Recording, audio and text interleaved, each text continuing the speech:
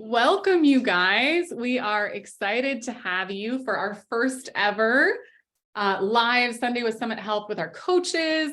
We wanted to create a fun opportunity. So every Monday we have our coaches meeting. We sit together, we collab, we talk about, client wins and roadblocks, and we brainstorm the idea to have an opportunity for any clients or anyone with questions to be able to ask us anything, whether they want to do so live or just inconspicuously. Lauren shared a link. If you want to ask an anonymous question, please feel free to use that. She posted it in our Facebook group. It's not in our chat, but if you have questions, okay, awesome. She'll put it in the chat as well. If you don't mind not being anonymous, feel free to either raise your hand. Awesome, it's there. Or post your question in the chat. So we actually had quite a few roll in this week. We shared this in our Facebook group, also on our social media, and with our current clients. So we had a couple questions roll in. We'll start just going through those.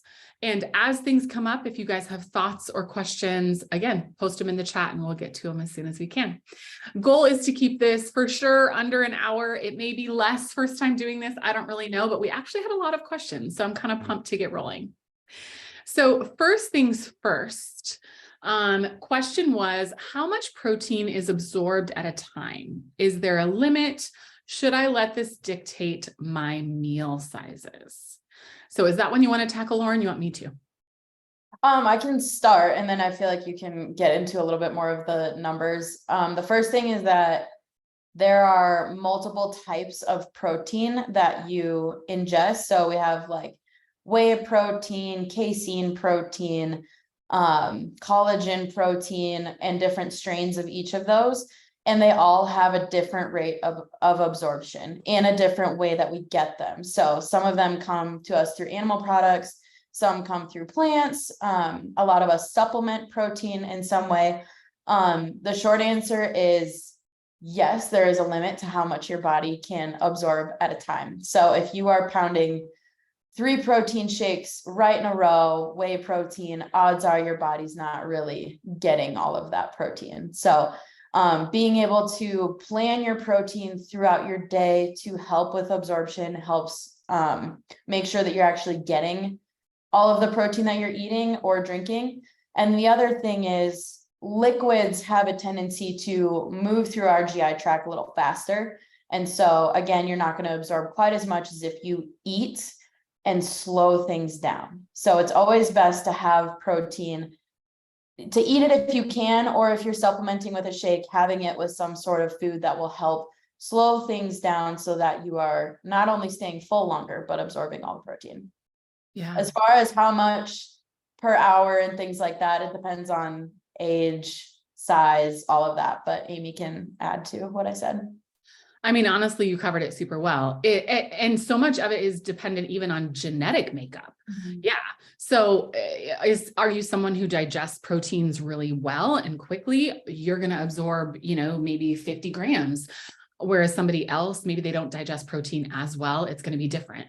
So I think Lauren hit the nail on the head. Spread it out the best you can. And don't ever forget about the thermic effect of food. It's like eating your food, eating your calories is always the best way to absorb all the nutrients. I always think of a whey protein shake post-workout is honestly king. Like whey is king for absorption. But because you're pouring so much into the cells so quickly, like Lauren mentioned with it being liquid, there's a lot of spillage. There's some that doesn't get utilized or that you don't benefit from. But the reality is we're getting as much in the cells as we can. So yeah, great question. Love that. There's lots of stuff floating around online about that. So just having the facts, I think, is really good. Another question we had was, why would my Herbalife products, which I thought were super healthy, be red in the Noom app? So I don't know, some of you might be familiar with what Noom is. Maybe Lauren could expand on that. So Lauren used to work with Noom. So can you share with us just a little bit what Noom is and then maybe why this product would be categorized this way? Absolutely. So Noom is a psychological approach to weight loss. So in the app, and I know it's changed a little bit since I left, but in the app, you have your food tracker, and a place to chat with a coach. You're part of a group. But the biggest thing that sets Noom apart from other dieting apps is that they have psychological programming. So you move through a series of articles and activities that help hopefully repair your relationship with food. So those things are actually really, the articles are really, really good. I really like those a lot. One of the more challenging parts of Noom, though, is they use a color system. So whoever asked this question said that their Herbalife products are coming up as red in the Noom app. So there's green, yellow, and red.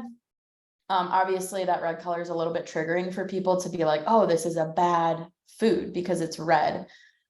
The way Noom categorizes their foods is only by calorie density, which means it has nothing to do with how healthy the food is.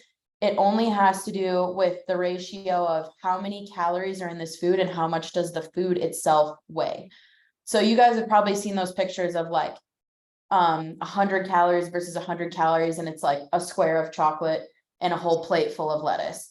That's kind of the visual. That's kind of what Noom does. They would say, well, this 100-calorie piece of chocolate only weighs 10 grams, and this salad weighs 50 grams and is also 100 calories. So that's all it's calculated on as far as colors. Products like Herbalife supplements or any other brand, even a protein shake like we just talked about, are going to show up red because there are so many nutrients condensed into such a small amount of actual food. So shakes and things like that are a way to get more calories in without feeling that full. So Noom's philosophy is if you fill up on green foods, your stomach is full and you haven't actually eaten that many calories. If you fill up on red foods, you're probably eating a lot of calories and actually not feeling very full. There are very few exceptions where they change the color, but basically there's just a ratio. And if it's above a certain ratio, high calorie density, it goes into red for Noom. So that's how the color system works. If you have more questions about what all that means and I need to go through it slower, feel free to reach out to me individually. But even if those have a lot of healthy things, they're going to come up red. Okay. That's awesome to know. That is really great to know. Yeah. Very, very good. And I think super cool how, they take that mindset approach. I think that is tremendous. And that's something I think all of us as coaches have really come to understand. I mean, mindset is, for every client, it's different, the contributing amount that this plays in our health journey, but mindset is absolutely huge. So it's something for us to all consider. That's why a lot of what we talk about, social media, our lives, involve that. I think it's important for us to understand what is in our food. So similar to Weight Watchers, the principles behind Weight Watchers, I think, work really well, but sometimes it doesn't help people really understand points related to food. I feel like doesn't help them understand their food better. So I don't always love a color coding system because sometimes I'm like, I just want you to understand what's in your food, but I really like how it just helps people understand, okay, this is calorically dense. Consider what else I could have maybe that's less. Yeah. Very cool. Thank you. Thank you for expanding on that. Okay, this is a fun one. So is fasted cardio better than non-fasted? I thought about you with this one, Ashley. Any thoughts on this? Do you want me to cover it? I can cover it because this, I've read some articles about it. But as far as like the science of it, I think you might be better to cover that. So yeah, this is a topic that I'm super, because I used to be in the fasted cardio camp, honestly, before studies came out. Fairly recently, there's been, when I say fairly recently, within the last, I'd say 4 years, there's been several studies done. One is not superior. Fasted cardio is not superior to non-fasted cardio.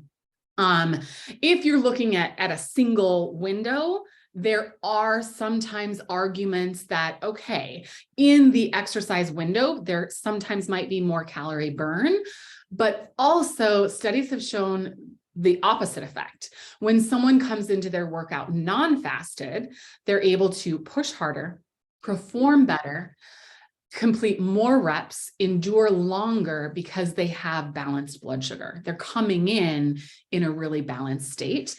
And so oftentimes, even in that cardio window, but then long past that window, the calorie burn can be even greater with non-fasted exercise. So again, it kind of depends on the person, but for the most part, it's a farce. Yeah.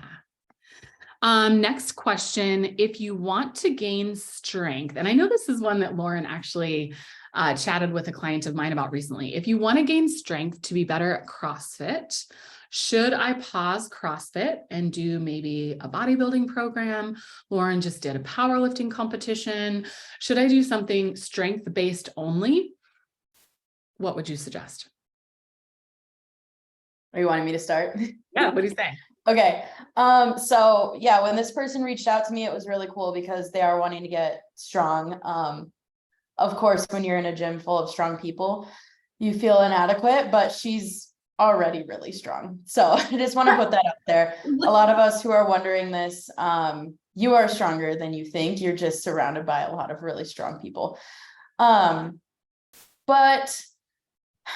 there are a lot of factors that go into how to get strong. Is it you want to gain muscle? Is it you want to stay the size you are and just be stronger and be able to move more weight? Is it stamina? So a lot of things go into this, but basically we all fall somewhere on a spectrum of how easy it is for us to get strong. And that a lot of that is genetic. So for someone like myself, I have great genetics when it comes to getting strong. I don't really have to do a lot of extra stuff to make that happen. If you see me try to run, you'd be like, what is she doing? Is she running? What is that? So everyone has their strengths and weaknesses when it comes to your genetics. So that's something that plays a role. Other people work really, really, really hard to like put 5 pounds on. Yeah, that's not a hard thing for me.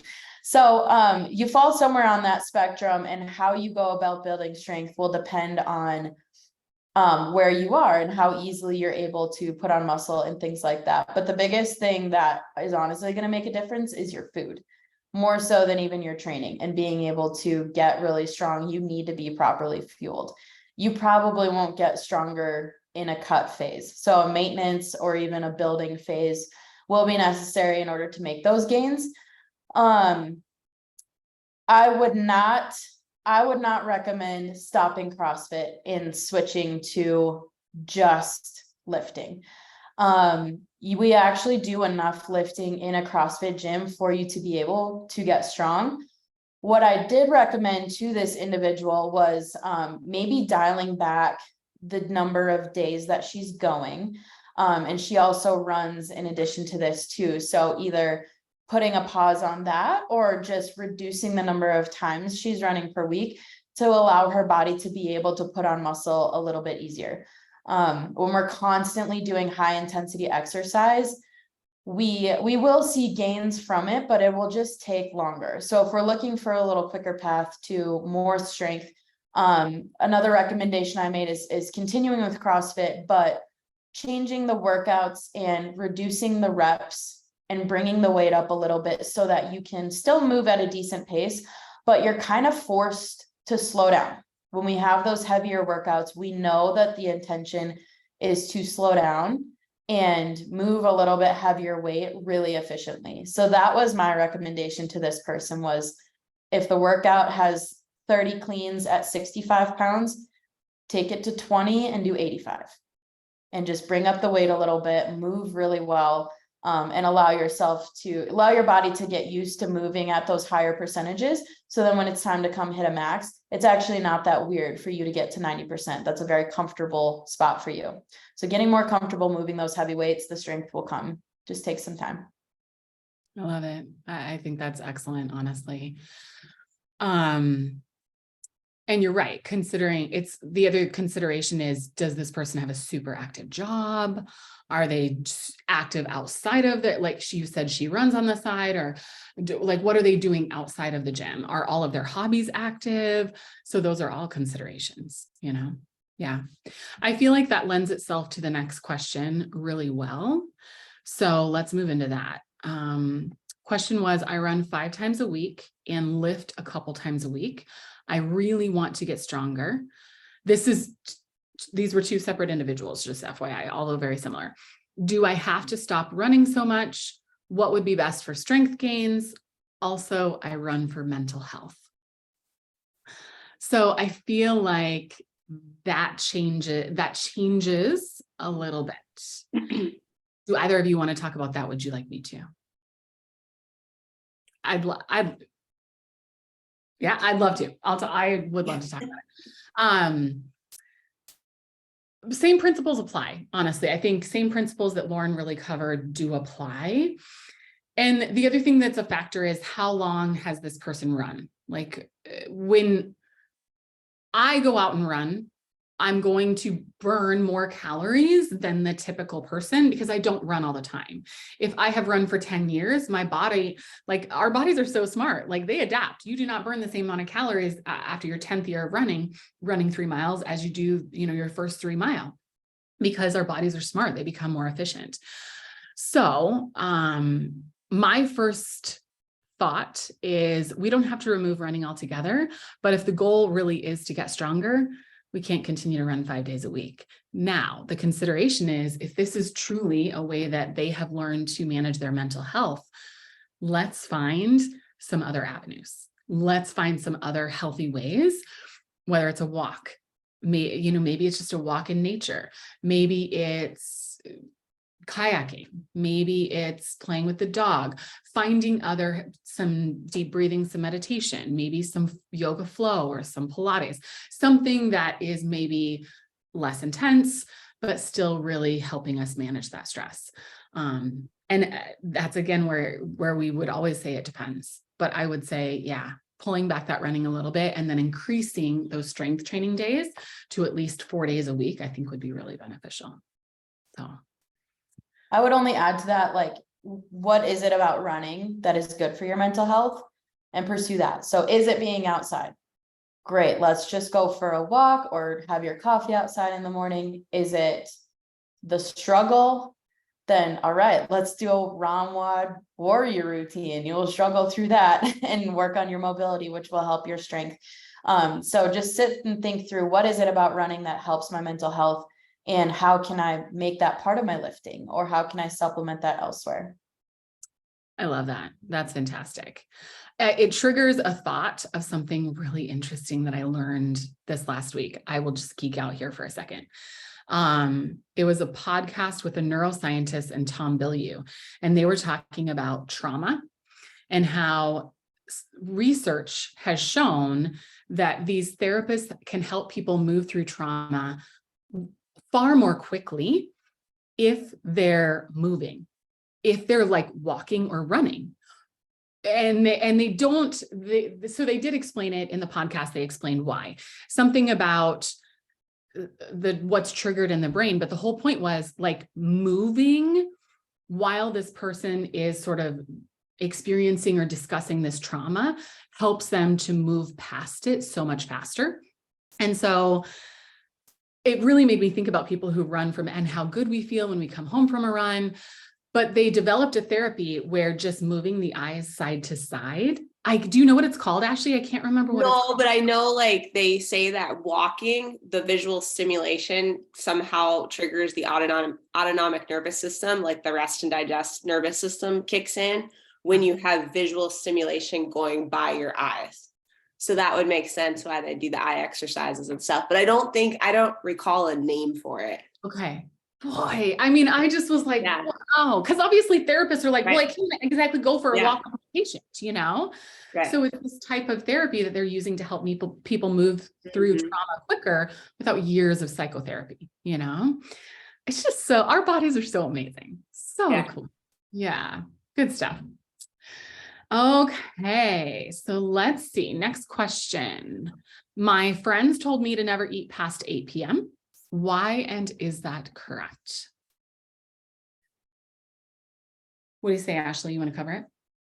Well, I mean, sure. As far as like eating past 8, like I would say as far as digestion goes, not eating close to bedtime, depending on when bedtime is for you, is probably more ideal than eating like a heavier amount of food or having a lot of food that needs to digest and then headed to bed. But as far as like stopping at 8 p.m., I suppose it would depend on the person's time, like when they go to bed, how much activity they have at what times. So I'd say also like it works for kind of I worked with some clients before where like we have a kitchen shutdown time, like that kitchen close time, meaning that we're kind of like buttoning things up, we're cleaning up the kitchen, we're kind of mentally like shutting down that we're done eating for the evening. So that works for helping to curb late night snacking. So I'd say that there are some benefits to it, but it also just really highly depends on the person's schedule. So yeah, do you have anything to add to it? I would say from a scientific standpoint, where you're not going to gain weight by eating after 8. What typically happens is people have eaten, whether they know it or not, whether they're tracking the food or not, they've probably eaten the allotted amount of required calories by 8. And then what do we feel like eating after 8? We feel like eating ice cream and potato chips and popcorn and queso dip, right? And so it's also highly caloric things, and we've eaten all the food that we need for the day. And so now we're exceeding our calorie needs, right? So I would say people have kind of developed that rule of thumb because it keeps them in a healthier place. If you were to save all your food, let's say you're tracking your food and you saved all your food till 8:30, you're not going to gain weight. You're not going to put on fat because you've eaten the amount of calories required.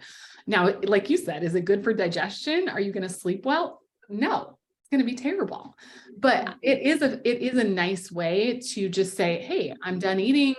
We don't consume extra calories we need. We know, right? Those eating signals don't light up in the brain when we're distracted. So typically after 8, we're sitting in front of the television, we're hanging out with our honey, watching some Netflix.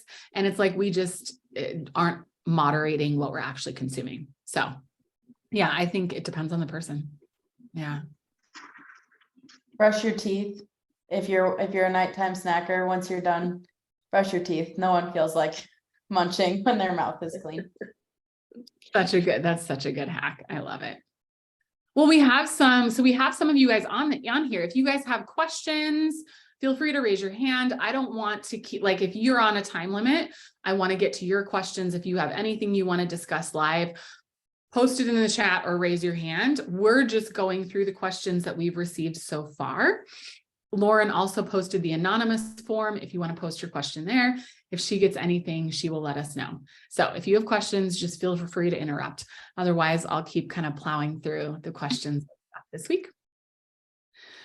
Okay, so why do I crave sweets so much, especially chocolate?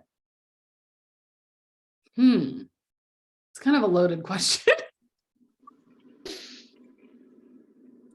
Wants it. Go for it, Amy. Okay. Well, I don't recall who shared this question. So, I mean, here again, I would say it depends. Like, it depends on the person. But typically, I would say most of the reason 90% of our clients come in, and the number one thing that we see in your intake form is, I crave carbs, I crave sweets, I crave sugar, and it's out of control. And realistically, within 2 weeks of you eating enough protein and eating enough food, especially carbohydrates, those cravings become very manageable. So I would argue that you're probably not eating maybe enough protein or enough carbohydrates if you're craving those things all the time. So I would say bring those things into balance, and then you'll probably find your cravings are pretty manageable. Yeah. Fair enough. Okay. Good stuff. Should I use a greens powder? guys have any thoughts on this? I can start. If you are somebody who struggles to get your veggies in consistently, yes. We would prefer that you eat your fruits and vegetables because of that calorie density, like we talked about with the Noom question. You're just going to feel more full on less calories. If you are eating your nutrients as they are. There's also a lot more nutrients in an actual vegetable than in a greens powder. Certainly nothing harmful in a greens powder. They're a great tool. So I would recommend also for your digestion and absorption. You're going to absorb a lot more for the same reasons that we talked about in that question, by slowing down digestion and not having greens in liquid form. But if you are somebody who, for whatever reason, just cannot seem to work in enough vegetables, greens powder is a great option. It's also a great option if you are in a position where you're not completely in control of what you're eating. So if you're traveling or staying with somebody, those can be really hard times to get your veggies in. That's a great time for a greens powder. That'll help you just feel better as you move through that time. You're so right. I remember when we spent 6 weeks in Belize, and as much as you would think it's a tropical place and you can get all these vegetables, like there was no vegetables to be found. And I was so thankful we had brought our greens powder, because it was like, you just feel real yucky without veggies. Yeah. Solid. Any other thoughts, Ashley? No, I totally agree. It just depends on your diet. Like if you're somebody that just can't get them in or is unable to, then supplement with it. And if you're a good veggie eater, then it's probably not worth it. So yeah, love it. Okay, nothing in the chat. We will keep rolling. So I really struggle to drink my water. Any ideas or suggestions? I feel like Ashley's the water queen. You do. It's always like pouring out. I need to take notes on this one. Yeah. So I guess, it really depends on like what your issue is with water. Is it like you just don't like it because it doesn't have flavor? How can you flavor it up? Can you add some fresh fruit to it? Can you add some sort of flavoring that will help you to drink more of it? Is it a forgetfulness thing? Do you feel like you don't remember to take water with you? Sometimes I work with people, or I've talked with people in my Raider Fitness that are teachers, and they can't go and run to the bathroom every 20 minutes. So they're fearful of drinking too much water. So number one, figuring out what it is that's kind of inhibiting you from drinking water. Did this person have any particulars that asked the question? No. Yeah. So I would say, like, if it's flavor, seek out some options for adding a bit of flavor. Obviously, just drinking clear water is ideal. I mean, we need water in our bodies for every cellular function. So it is so important. You definitely, if it's just a taste thing, you got to figure it out, because it's just like with what we say with vegetables. Like, you don't like eating them, tough. Like, you need them. But when it comes to water, it's the same thing. You don't like the taste of it, tough. You've got to find a way to like get it in. And if it is a matter of like forgetfulness, stock up on some extra water bottles. Make sure you have one in the car, one at your office, one at your desk. And like what I do when I'm stuck in meetings back to back is I have my big pitcher of water to fill up my cup throughout the day, so that I'm not sitting here without water for hours because I don't have a second to go and run and get water. So I just say, like, kind of troubleshooting what the resistance is. Maybe it's a temperature thing. Maybe we were coming out of a cold winter and the last thing you want is to drink cold water. Maybe drinking room temperature water is better for you, or warm water. I've had people that drink warm water with lemon. Find what works, try different types. I love it. That's great. Yeah. I'm a chugger. Like I will I can just chug. But some people drink water better with a straw. So it's yeah, that's another good one. Straws. Yeah. Solid. Good stuff. You're right. It's really just understanding, okay, what is the issue? Yeah, very good. Mhm. And what's interesting is, did you know the better hydrated you are, the more thirsty you'll actually feel. So you may not feel thirsty, but just get over the hump and eventually then you'll feel thirsty and want to actually drink more. Mhm. Yeah, good stuff. And you will stop having to run to the bathroom as much the more you get used to having it. The cells will just suck it up. You're so right. You are so right. Yeah. Okay. I hear all this talk about training around your cycle. Is this something I need to pay attention to? I would love to address this. This is something that I also dug into probably a couple years ago. There is a lot of research that shows benefits of changing our training slightly based on our cycle. But the reality that it comes down to is listen to your body. Listen to your body. What you'll find, you may find that certain times during the month, maybe it's a time that your gym or your program is hitting a 1 rep. And you go in, you're like, I've been hitting it hard. There's no reason I shouldn't like get a new PR here. And everything feels like so heavy. It's just terrible. And you don't do well. You don't perform well.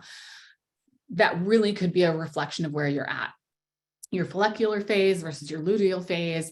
And I can't remember the specifics. Is it your luteal phase where intensity, I'd have to look it up. I have little notes on it.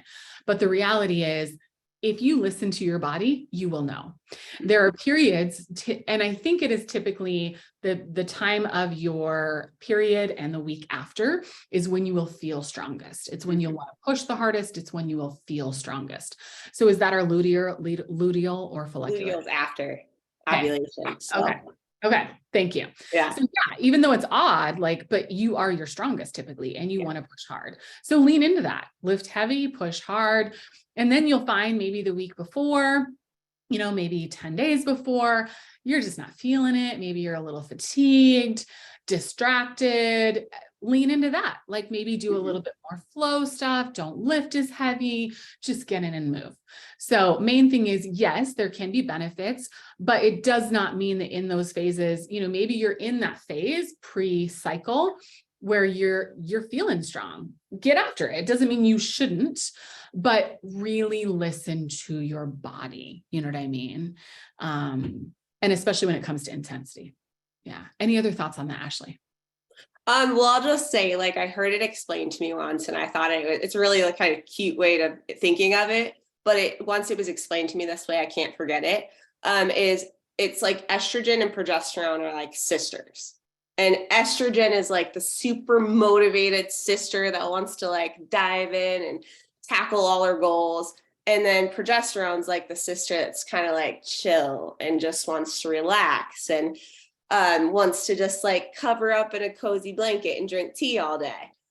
So what happens in our cycle is the first couple weeks of our cycle, estrogen is kind of at its peak. It's growing in intensity right after our period. Really, basically the first day that you have your period, estrogen will take that spike and kind of take over. So it is a great time if you are trying to tackle a new goal to use those first couple weeks of your cycle to really dive in and work hard before you hit ovulation. Then progesterone kind of starts to dominate a little bit. They're both together, but progesterone will dominate a little more the second half of your cycle. And just giving yourself grace and being like, okay, so I don't feel like lifting as heavy, but this is why. Maybe I take it a little easier for the next couple weeks. So I think just having that image in my mind of okay, this all makes sense. This is why I feel like doing extra work. And then knowing that there's going to be times that I don't feel as motivated to do extra work. And it's not motivation. It's not mental. And not allowing myself to have that space of oh, I don't feel motivated today. That's not on me. That's part of my monthly hormone cycle, and just kind of having that grace with the training is really good. So that's awesome. I love that description. I will never forget that either. That's fantastic. Right. Yeah. Yeah.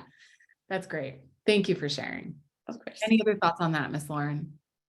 No, Ashley said perfectly what my thought was, and you guys kind of said it together where it's like, if you are feeling jazzed and ready to go, don't not lift heavy because you're in your luteal phase, or the opposite. If your estrogen is high and you're supposed to be feeling great and you don't, that's okay too. So on those days where you're like, man, I've had a few rough training days in a row, what's going on with me?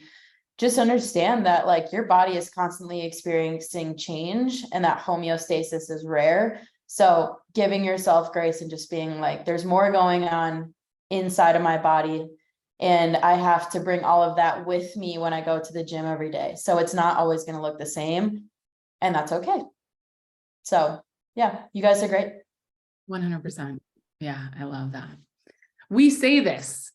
We also still experience those days in the gym where we're just like, what? You know what I mean? So yes, we know these things, but we're still human too. And we've all been there. And it's good. The more we hear it, the more we sound it down. Yeah.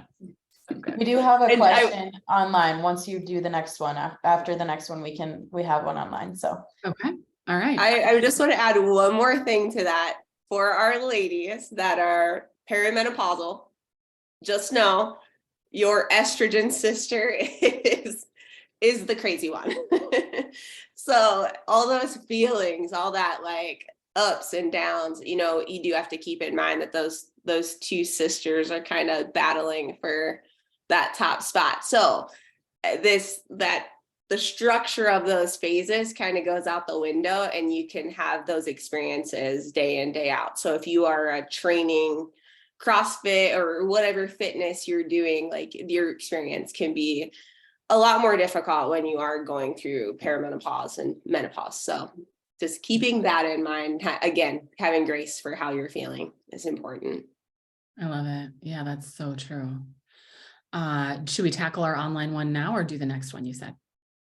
up to you. Let's do it. Let's do it. The online one. Yeah. All right. A lot of people see results in intermittent fasting. Thoughts on that? That was another one that came in. Yeah. I love it. Okay. Anybody want to tackle it? I would love to. Yeah. Yeah, I have a tiny comment at the end, but you start with kind of the science side of it. Okay. My first question when people ask me about fasting, what's the goal? Why are we doing this? You know what I mean? I am personally not a fan of fasting for weight loss because I feel like it can create or exaggerate a poor relationship with food. You know us, we are all about progress, not perfection, like not restriction. So sometimes like saying, I'm just going to fast as a way to lose weight, I feel like is just opening a can of worms that we never want to go down. So that being said, are we fasting for health benefits? Are we fasting because I get sick when I eat breakfast and I just literally can't eat breakfast? Are we fasting because we're in a cut phase and I feel like just setting up a fasted window is easier for me to fit in the food that I want to enjoy in a smaller amount of time? Fasting for health benefits is real, right? Women, very different than men. So looking at that and looking at how long we're intermittent fasting and not going too long, too many days for too many years can be a factor. Women are far more sensitive to fasting than men are, and a lot of the studies done on fasting have been done on men. So something to consider. There is definite health benefits. There is definite benefits in a rested digestion window. So 8 to 12 hours where our body is not digesting food is really beneficial. A process called autophagy happens. So it's like all your cells, you know, our cells kind of like our oil, right? The oil of our car, like they get dirty and they sort of things wear off and the edges get all worn. And when autophagy starts happening, when we move past our digestion window, which is about 8 hours, again, it's different for everybody. Our body starts switching to this sort of restoration phase or autophagy, where it cleans up all those like jagged edges of the cells, sloughs them off, our brain shrinks, everything starts flowing. We breathe them out, we pee them out, we sweat them out. And it's sort of like this internal oil change, like this cleanse for our body. So there are benefits to a rested digestion window. But really, I would say, what's the intent? People fasting for religious purposes, clearly benefits in that. So first question I always ask is, why are we doing this? What is our goals? And if fat loss is our end all be all, I would say, let's have a conversation about using maybe this as a tool, but also making sure we're continuing to develop a healthy relationship with food. Yeah, the only thing I was going to add, and you touched on it, is that fasting is usually effective because shortening your eating window kind of naturally shortens or decreases the amount of calorie intake. That is honestly, there's not a lot more to it than that. As far as fat loss. So it is a method of calorie restriction. It does work. Kind of similar to when people ask about keto. The reason people see results with keto is because by removing carbs, you're removing a lot of processed food. It's not necessarily how it's been sold to you. It gets a little bit oversold when, yes, you can see results, but it's actually really just calorie restriction, which is something where we don't really ascribe to. So yeah, you're exactly right. Yeah. Good stuff. Good question. Thank you for whoever submitted that online. I love it. Okay. I have Hashimoto's. My friend said I should not be CrossFitting because of the high intensity. Is this true? And is there anything nutritionally I should be doing to support my body? I had myself down for this one, but if either of you want to address it, you can. No? Okay. Hashimoto's is a disease of the thyroid. And interestingly enough, it affects a lot of people. Basically, it's where the body, for one reason or another, whether it's a virus or stress, just experiences such adrenal fatigue. It eats part or all of its thyroid. And so oftentimes to treat Hashimoto's, people are on two different types of medication, like Synthroid, which is a synthetic thyroid medication, or Armour, which is basically pig thyroid. So it's both forms of prescription medication, but your body needs the hormones produced from the thyroid. So if you are someone who has Hashimoto, you're probably on medication, and that is absolutely necessary. That being said, people have been able to heal through stress management, through, healthy intake, all these things. People have been able to see really good, healthy thyroid levels, even with Hashimoto's. So we addressed that. What was the question? I should not be CrossFitting because of high intensity, my friend said. Is this true? And is there something nutritionally I should be doing? Intensity is a factor. So doing super intense exercise for someone with Hashimoto's or even like PCOS can be challenging. And so your intensity probably should be moderated. Not to say that you can't probably go hard maybe 2 times a week, but if you're going to the gym 5 days a week and you want to just drop the hammer, it's not a great idea. But the reality is it's not a great idea for anybody. Like that, we all need to moderate our intensity. It's not great to just do that every single day, but especially if you're experiencing that. So I would say, not to say that you can't CrossFit, definitely not, but pick one day. I would say start there, pick one day that you want to kind of go ham and moderate your intensity the other days that you go, shoot for 70%. Hold yourself back just a little bit when it comes to speed, and maybe lifting heavy, depending on how that feels for you. And I think you'll see benefits. I think you'll definitely see benefits to that. Nutritionally, number one, make sure you eat your veggies, get those micronutrients in. Secondly, I know there's a really big correlation to gluten and Hashimoto's or thyroid dysfunction. So if you haven't already, I would say just mess around with, try eliminating gluten and see if you feel better.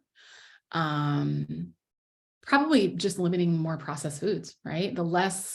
Just more whole foods, but more micronutrients, more fiber, the better we all feel. We know that. And so it's just removing any of those disruptors from your body, which is already maybe struggling to hit those normal functions, I think would probably be a really good idea. So yeah. Very, very cool. Awesome. Any other thoughts? No. Okay. Good stuff. Okay. So let's address this one maybe at the end, but there was one that I felt like I should have addressed it when Ashley talked about, perimenopause, menopause. So this woman said, I'm not cycling still. How does she start seed cycling if she doesn't know where her cycle is at?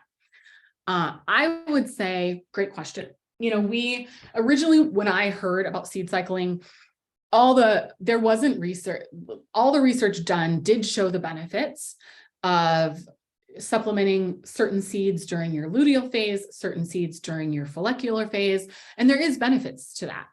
But more research was done actually within the last 4 years that really showed just introducing those omegas and those varieties consistently throughout the month had the same positive impact.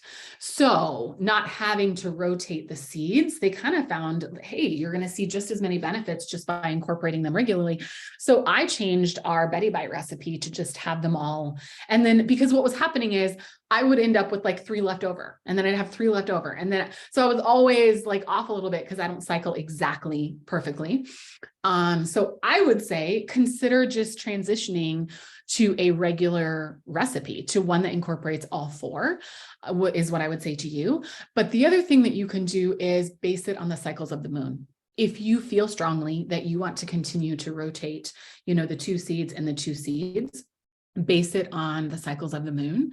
And that's what they've done for hundreds of years. And so you could do the same thing. Yeah. Yeah. So, okay, last question. And this is something that we actually covered in our coaches meeting this last week. A couple of us have clients transitioning to this. So how do I transition from tracking my food in MyFitnessPal to not tracking without gaining weight? Who wants to talk about it? Lauren, Lauren, you crushed it. I'm probably the most calculated with how I go about this.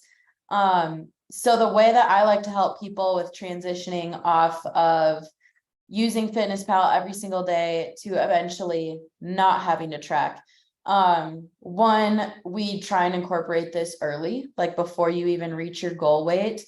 We'll use our reverse and maintenance phases to help you learn this skill. Or let's say you're going on vacation and you don't want to track, we'll start working on this. But usually how it goes is that we'll use this middle method of hand size portions. So your thumb is a portion of fat, your palm is a portion of protein, your fist is a portion of veggies, and a cupped handful is a portion of carbs. From there, just like we prescribe macronutrient numbers for you when you're tracking, we would prescribe a number of servings of each of those things you should have each day. There are quite a few extra little things to learn, just like when we learned how to track our macros, it seemed impossible.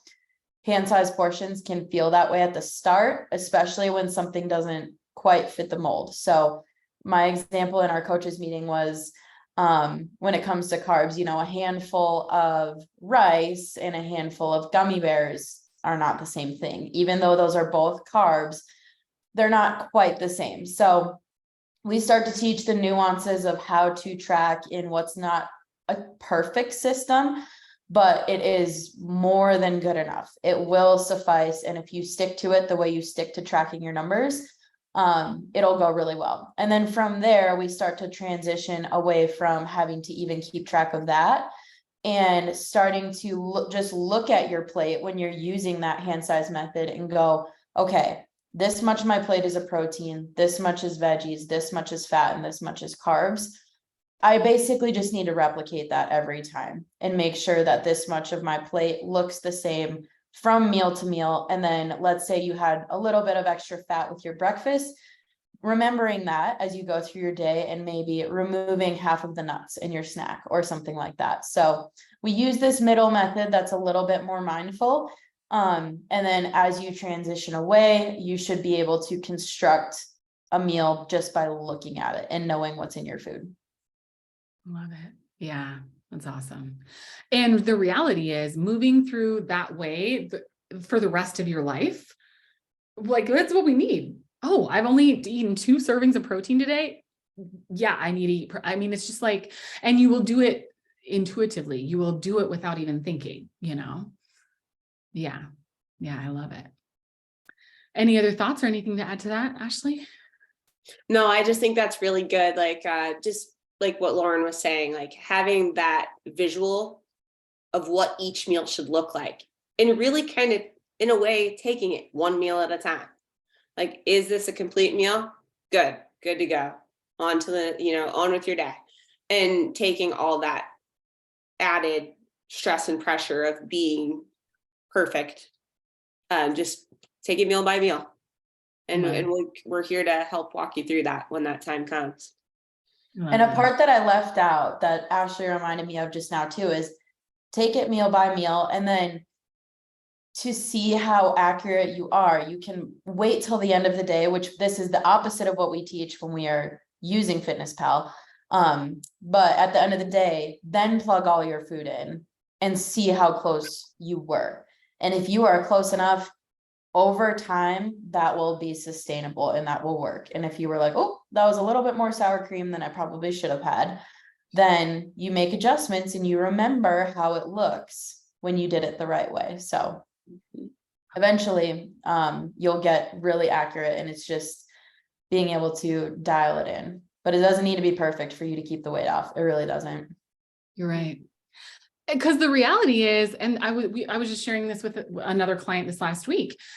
We set a goal for you. We set a macronutrient goal, but it's arbitrary based on your activity. There is a lot of fluid. There is, like Lauren said, there's a lot of moving pieces. We are bringing a lot to the table. And so we don't need to be perfect, right? That middle is typically just good enough. Yeah. Yeah. That's awesome. Okay, we had one more come in. I think this is one that Ashley would address really well. They mentioned they're having CrossFitting and having some knee pain, wondering if there's any simple things that you would suggest to help get ahead of the knee pain. They didn't explain anything else than that. Okay. Actually, I'd love to take this one just because when I've been through some courses and things, especially when it comes to coaching. Number one, really, that's not giving us a lot of specifics. So as a coach, I certainly would dive into like, where are you experiencing knee pain? What movements aggravate it? But the number one thing that I would say most importantly is to keep doing something. Just because you have started to experience some knee pain, don't pull away from activities. Don't stop showing up at the gym. There are certainly ways that you inform whoever you're working with. If you're working with a coach, if you're not working with a coach, maybe consider reaching out to someone that can walk you through some problem troubleshooting with dealing with knee pain. I know as a coach, going through, like, if the person is having pain with squatting, let's say that they are having knee pain when they squat.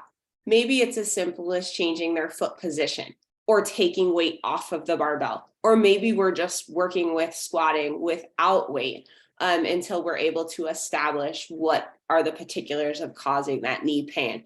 But bottom line is that most orthopedic issues tend to get worse if people pull activity altogether. So definitely doing something over doing nothing. You could go to see a doctor if the pain persists, but that also at times tends to be, I hate to say this, like with a broad spectrum here, but sometimes it's overutilized, going to the doctor immediately upon having knee pain. A lot of times knee pain may only be just a warning system that there's some inflammation occurring. Maybe something small is irritated, but there are many, many people that walk around with torn meniscus, torn this or that, and they function just fine and don't necessarily need to rush to having a surgery or a procedure done. A lot of times, like, just learning to change the movements, you can continue to persist with your normal activities, and a lot of these things will tend to work their own way out, as far as pain can improve over time just because you kept moving and kept strength. So I hope that helps. But I mean, obviously, if you're dealing with something serious and it needs addressed, certainly see a doctor. But I would say just work with a coach and see if the movement itself can be modified. I love it. Okay. Yeah. So keep moving, try not to do the thing that's irritating, and hopefully within time, it just kind of resolves itself because Right. it's, yeah. Okay. Exactly. Love that. It makes me think of what my PT guy said. He says, motion is lotion. You know, he's like, you're Yeah. right. People want to stop Right. moving. Very cool. Well, you guys, it's been 56 minutes. That is all the questions that were submitted to us early. Does anyone who's on have any other thoughts, questions, anything else for us? Miss Sherry, she's just sitting here taking it all in. Nothing. She's good. Okay. Okay. You guys, this has been so fun. Thank you. Thank you. I mean, what a girl gang, right? Like, these ladies are the best. The best. Thank you for taking an hour of your Sunday. I know Sundays are for family time. They're for you. We appreciate you taking this time. We will do this again. It may not be on a Sunday though. We're trying to move away so our coaches have their weekends to enjoy with their friends and family, but we will do this again. If you guys enjoyed this, please give us a shout out. Let us know. Continue to submit questions and we'll save them or address them if you need them addressed immediately, but we will definitely do this again. Any other thoughts? Thank you so much. Thank you. Thank you guys again. Make it a great Sunday. See you later. Bye.